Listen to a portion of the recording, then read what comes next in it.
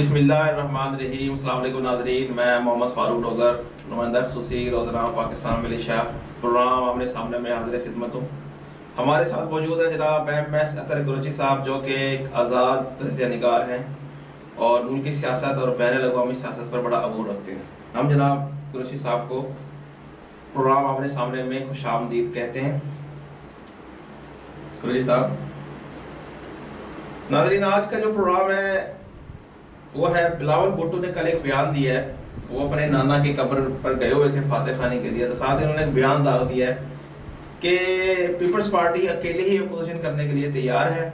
جن لوگوں نے گیلانی، یوسف رضا گیلانی کو اتارا تھا، انہی کے ووٹوں سے ان کو سینیٹر بنوایا، اور ساتھ ساتھ انہوں نے یہ بات کہہ کر کہ اب ہمیں کسی سلیکٹڈ کی ضرورت نہیں ہے، نون لیگ کے اوپر نمک پاشی کر دی۔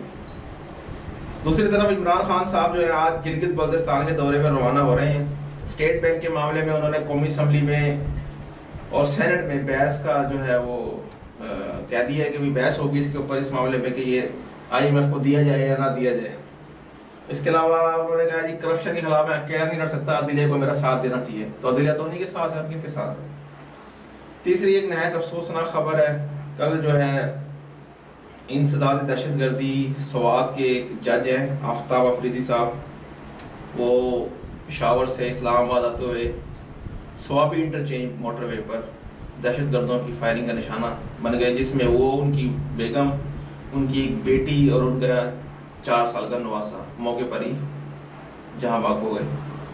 تو یہ لا اینڈ آرڈر کی جو سچویشن ہے، جو بھی ایک جج محفوظ نہیں ہے، تو اس میں ہم جناب، پھر وہ بھی موٹر وے پر، تو ہم جناب قریشی صاحب سے کہیں گے کہ وہ اپنی گفتگو کا آغاز بلاول بھٹو کے بیان سے کریں۔ بسم اللہ الرحمن الرحیم ورفعنا لک ذکرک، صدق اللہ العظیم۔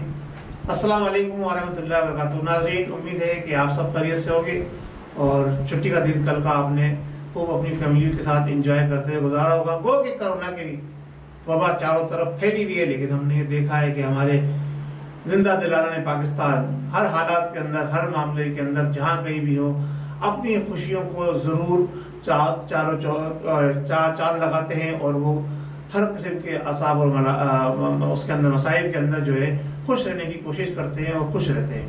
تو یہ ایک شاخ خاصہ ہے پاکستانیوں کے لیے کہ کچھ بھی حالات ہو وہ خوش رہتے ہیں۔ اللہ تعالیٰ انہیں اور خوش رکھے، اور دعا کرتے رہا کرے، اپنے قرب و جوار کا خیال رکھا کرے۔ جہاں تک بلاول بھٹو زرداری کی بات ہے، تو اب سوچنا یہ ہے کہ بلاول بھٹو گیا تھا، زرداری صاحب، بلاول بھٹو زرداری صاحب جو گئے تھے وہ اپنے نانا کے مزار میں گئے تھے۔ جی تو جب نانا کے مزار میں جائے گا تو یعنی خون تو جوش مارے گا نا۔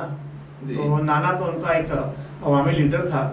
اب یہ چاہے کچھ بھی ہو، یہ خود بھی سلیکٹڈ ہیں، اور جن کو یہ کہہ رہے ہیں کہ اب ہمیں سلیکٹڈ کی ضرورت نہیں ہے، وہ بھی سلیکٹڈ کے ساتھ کام کرتے رہے، یہاں تک پہنچے۔ اب خود ہی آپ نے بتا بھی دیا کہ سلیکٹڈ کے ووٹوں سے ہم نے جناب اپنے سینیٹر بنوا دیا۔ خود ہی آپ بتا رہے ہیں کہ جناب یعنی جو موجودہ حکومت ہے کل تک وہ بھی سلیکٹڈ تھی، تو آج آپ اس کے گود پہ جا کے بیٹھ رہے ہیں۔ تو آپ اپنے کردار کو دیکھیں پہلے۔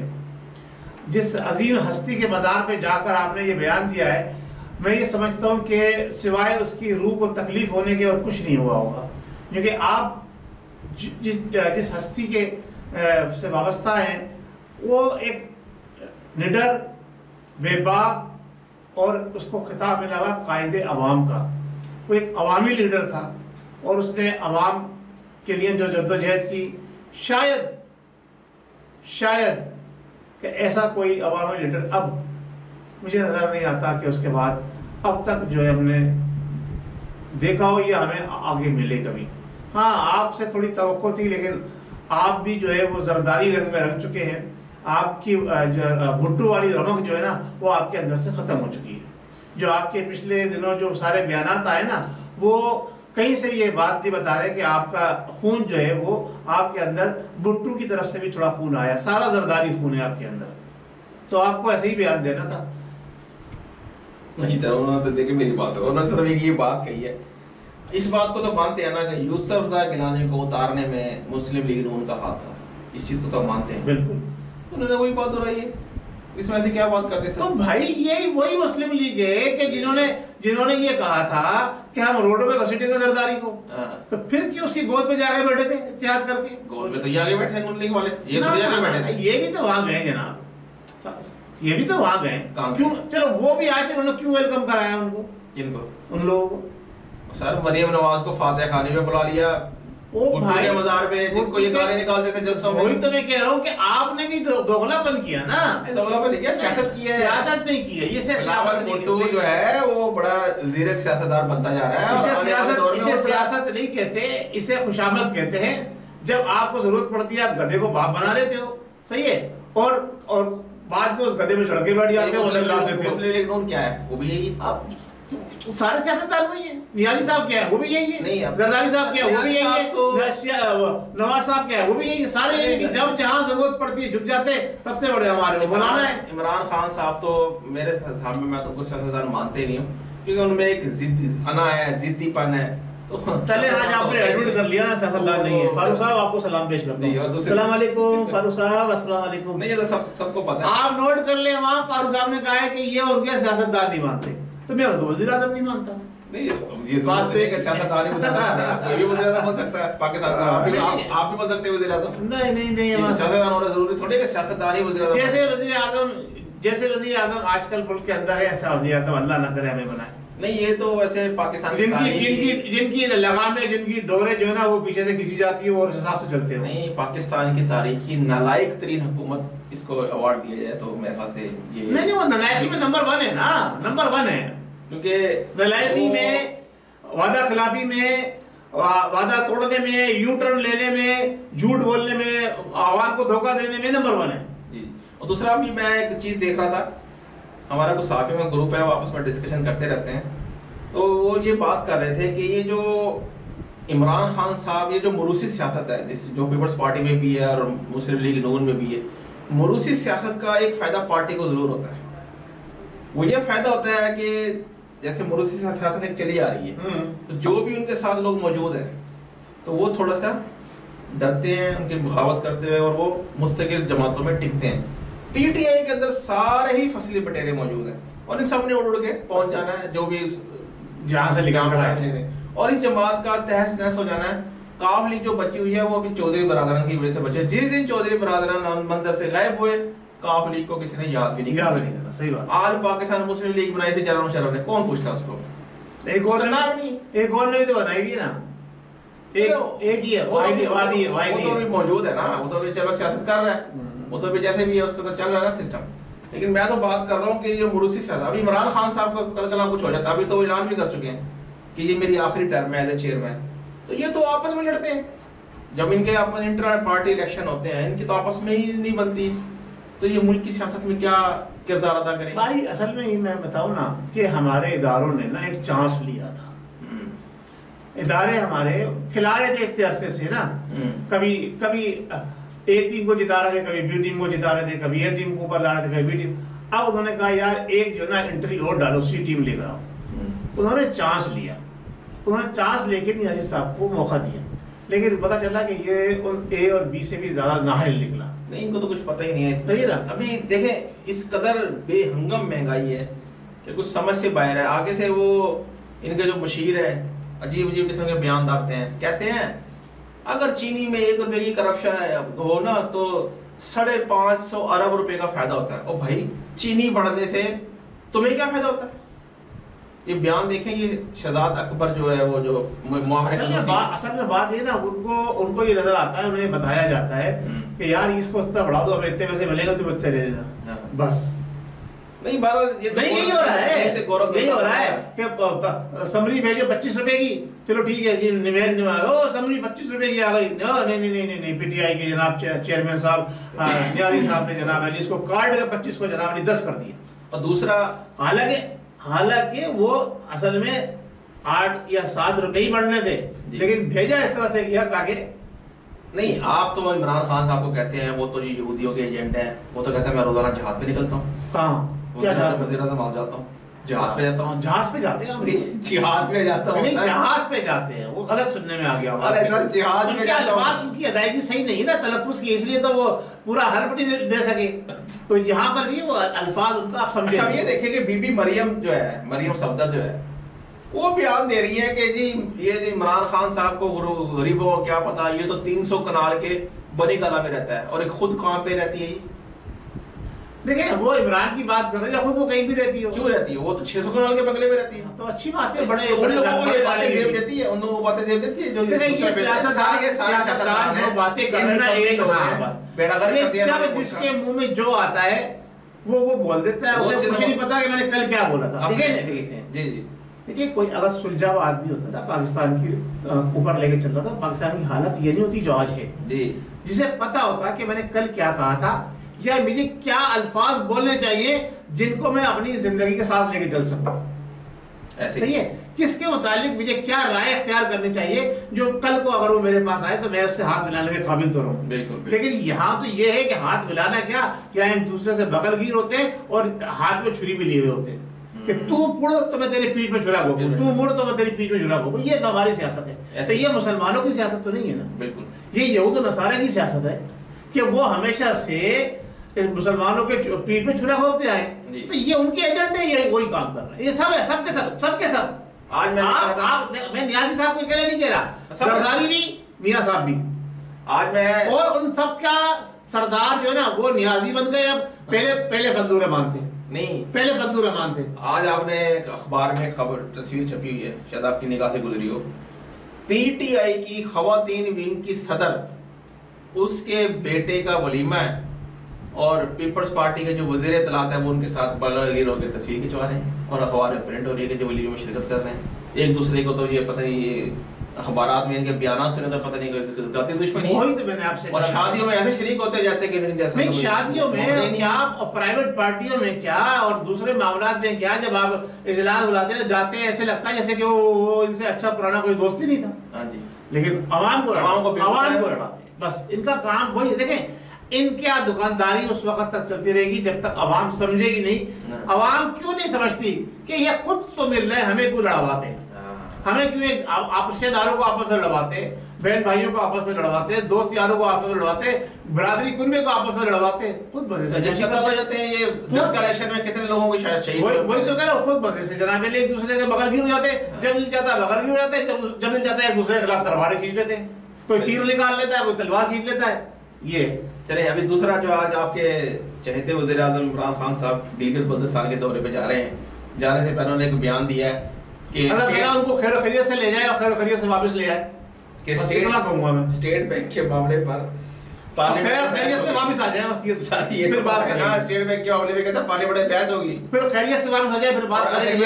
عدلیہ سے مدد مانگ لی انہوں نے کہ عدلیہ ہماری مدد کرے کرپشن کو سفائی کرنے کے لیے، اس سے زیادہ اور عدلیہ کیا مدد کرے گی آپ کی کہ انہوں نے بی بی علیمہ کو جناب والی چھٹی دے دی، آپ کا انہوں نے بنی گالا ریگولائز کر دیا، آپ کے جتنے بھی دوست یار لچے لفنگے اور اٹھائی گیرے اور منی ٹریل انہوں نے پیش نہیں کری، وہ باہر گھومتے پھر رہے ہیں مزے سے، صحیح ہے، اور انہی سے سیمولر کیسز کے اندر جو اپوزیشن کے لوگ ہیں وہ جیلوں کے اندر ہیں، تو اس سے زیادہ اور عدلیہ سے آپ کیا چاہتے ہیں؟ اب یہ چاہتے ہیں عدلیہ سے کہ آپ ہر ایک کے خلاف مقدمہ دائر کریں اور عدلیہ اس کو سزائے موت دیتی چلی جائے تاکہ سارا میدان صاف ہو جائے، سکون قبر میں لے گا انہیں جا کے، آپ کا تو کہنا یہی ہے نا۔ تو یہ ساری چیزیں اگر آپ چاہتے ہیں تو ٹھیک ہے، پھر عدلیہ آپ کا ساتھ ہے، یعنی آپ انصاف کی بات نہیں کریں گے، حق کی بات نہیں کریں گے، جو آپ کی پارٹی کا موقف ہے، آپ یہ کہتے ہیں عدلیہ ساتھ دے، وہ بھائی آپ کے ادارے تو ساتھ دے رہے ہیں نا، اب عدلیہ بھی ساتھ دے رہی ہے، اور کتنا ساتھ لوگے ہیں؟ عوام کا ساتھ دو، آپ عوام کا ساتھ دو، عوام کی سنو، اگر عوام کی آپ سنو گے تو عدلیہ بھی آپ کی سنے گی، اس لیے کہ اللہ رب العزت ان کے دلوں میں خود آپ کی بات ڈال دے گا۔ چلیں یہ تو ہو گیا۔ دوسری بات یہ ہے کہ بڑا انتہائی افسوسناک واقعہ ہوا ہے جی کل، ہمارے ایک جج ہیں بڑے محترم انسداد دہشت گردی کے، آفتاب افریدی صاحب، سوات میں ہوتے ہیں وہ، تو ان کو کل وہ اسلام آباد آ رہے تھے تو اٹک پل کے پاس جو موٹر وے انٹرچینج ہے، سوابی انٹرچینج، وہاں پر گھات لگائے ملزموں نے فائرنگ کر کے ان کو شہید کر دیا، بمائی فیملی، 4 سال کا ان کا نواسا، ان کی بیٹی، ان کی بیگم، جبکہ ان کا سیکیورٹی گارڈ اور جو ڈرائیور وہ شدید زخمی ہے۔ موٹر وے انٹرچینج اور اسلام آباد یہ واقعہ ہو رہا ہے۔ بھائی بات دراصل یہ ہے، دیکھیے میں نے آپ کو کیا کہا کہ ہمارے ادارے جو ہے نا، جب تک وہ اپنے کام کی طرف توجہ نہیں دیں گے جو ان کا اصل کام ہے، جب تک وہ سیاست سے باہر نہیں آئیں گے، جب تک وہ لائن اینڈ آرڈر کنٹرول کرنے کے لیے کمر بستہ نہیں ہوں گے، اس وقت اس قسم کے واقعات ہوتے رہیں گے. ہمارے جو بھی میں نے آپ دیکھے، میں نے آپ کو کافی اچھے سے کہہ رہا ہوں کہ ابھی اور بھی ایسے واقعات ہوں گے. اس لیے تو میں نے عمران نعیم صاحب کے لیے دعا کی ہے کہ خیریت سے چلے جائے، خیریت سے آ جائے. ہاں وہ جا رہے ہیں، یہاں یہ واقعہ ہوا ہے، وہاں وہ جا رہے ہیں. صحیح ہے، اللہ خیر کرے. سمجھے نا، ایسا واقعہ کہیں بھی رونما ہو سکتا ہے. اور جی ہاں، تو اب ان تمام چیزوں کا سبب اب آپ یہ بتائیے، کیا عابد کو پھانسی ہو گئی؟ اس کو سزا تو ہوئی ہے نا. سزا ہونے کا مطلب کیا ہوتا ہے؟ ابھی اس کو عمل درآمد کیوں نہیں؟ اس کو سزا ویسے بھی سزا ملی نا، 10 سال قید بھی تو ملی ہے نا اس کو. ضروری ہے قید میں رکھنا 10 سال. اس کے بعد حکومت چینج ہو جائے گی. ڈیفرنٹ مقدمات تھے نا. اس کا پھانسی جب ہو گئی ختم، کہانی فنش. حکومت کا کیا تعلق ہے اس پرچے مقدمے سے؟ عدلیہ کا ہے. عدلیہ آزاد ہے پاکستان. عدلیہ آزاد اگر ہوتی جی تو جو چیف جسٹس آپ اس سیٹ پہ بیٹھے ہوئے نا جی، وہ یہاں نہیں ہوتے. کم ہوتے ہو، وہ اوپر پہنچ چکے ہوتے ہیں. یہ آپ کی عجیب جی جناب ہے، ہمارے کو اوپر پہنچا رہے ہیں. اس لیے کہ آپ وہ فیصلے کیا کر رہے ہیں دیکھو صحیح نا.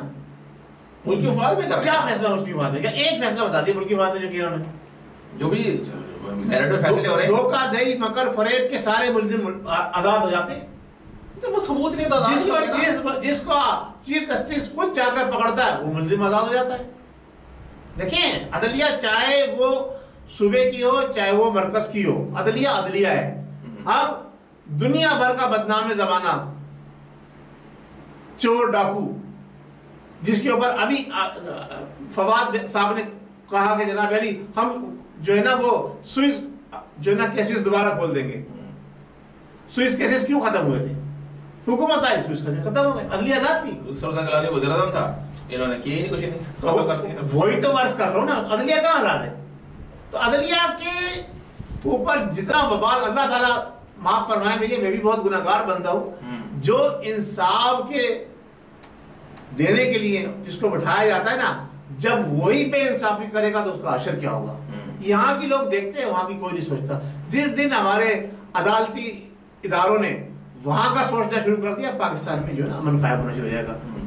یہ عدلیہ جتنی بھی ہے اس وقت، چاہے کچھ بھی ہے، جیسی بھی ہے، لنگڑی ہے، لولی ہے، جو کچھ بھی ہے، یہ ساری کی ساری انڈر پریشر کام کر رہی ہے. جو میں نے اسسٹ کیا ہے، ان کا کوئی اختیار نہیں ہے. جو فیصلہ ان کو دیا جاتا ہے اس فیصلے کو سنانے پہ مجبور ہوتی ہے. تو ان کے ہاتھ میں کچھ بھی نہیں. تو آپ نے جو خط لکھا تھا، جو ای میل کی تھی، کوئی جواب آیا؟ ابھی کہاں سے آئے گا جواب؟ عدلیہ کے پاس اداروں کا اتنا ٹائم کہاں ہے؟ اتنے بزی ہیں وہ کہ انہوں نے جواب دینا مناسب نہیں سمجھا، یا وہ نے کہا جی وہ ندی کے ٹکڑے پھینکو. ایسے تو بہت سارے سینکڑوں خطاتے ہوں گے ان کے پاس، یعنی کہ وہ دیکھتے ہی نہیں ہے. تو یہ جو محمد بن قاسم کا جو دور تھا، اس میں ایک لڑکی خط لکھتی ہے اور اتنا بڑا لشکر آ جاتا ہے، تو وہ دور نہیں آ سکتا دوبارہ؟ اب کہاں سے آئے گا؟ دیکھیں اس دور کے لیے ہمارے اپنے اعمال بھی تو ویسے ہونے چاہیے نا فاروق صاحب. ہمارے اعمال بھی تو ویسے ہونے چاہیے، ہمیں اتنا یقین بھی تو ہونا چاہیے نا، ہمیں اتنا کانفیڈنس بھی تو ہونا چاہیے اللہ کی ذات کے اوپر. ہمیں رکوع سجود بھی تو ویسے ہی کرنا چاہیے، ہمیں ویسی حلال چیزیں دکھانی چاہیے. حرام چیزیں تو ہم کھا رہے ہیں. جتنا برائلر مرغی ہے ساری حرام ہے. میں سائنٹیفکلی بھی پروف کر دوں گا اور آپ کو جناب علی لا کے چیزیں بھی پیش کر دوں گا، آپ بٹھا لے بھیجے. جتنا برائلر مرغی آپ کے ملک میں کھایا جا رہا ہے سارا حرام کے لقمے سے بنا ہوا ہے. جو غذا جو کھا رہے ہیں وہ سب حرام ہے. سور کی چربی کھاتی ہے، وہ فیڈ جو اس کے اندر آتی ہے سب کے اندر سور کی چربی ہوتی ہے. جبھی تو ہمارے اتنا بے ہنگمی پیدا ہوئی ہے، جبھی تو دین سے اتنی دوری پیدا ہوئی ہے. اور یہ پلاننگ کے تحت ہمارے دشمن یہ کام کر رہے ہیں، ہمارے ملک میں کوئی پوچھنے والا نہیں. چلے اللہ حافظ جی. پھر تو جتنا پولٹری فارم سے آپ کو مرغی سپلائی کیا جاتا ہے، اس کا فیڈ جو اس کو دیا جاتا ہے، اس کے اندر جو ہے سور کی چربی شامل ہوتی ہے بڑی مقدار کے اندر. آقائد عالم سید المرسلین خاتم النبیین محمد مصطفیٰ صلی اللہ تعالیٰ علیہ وسلم، ان پر ہماری جان قربان، ہماری اولاد قربان، ہمارے سب کچھ قربان.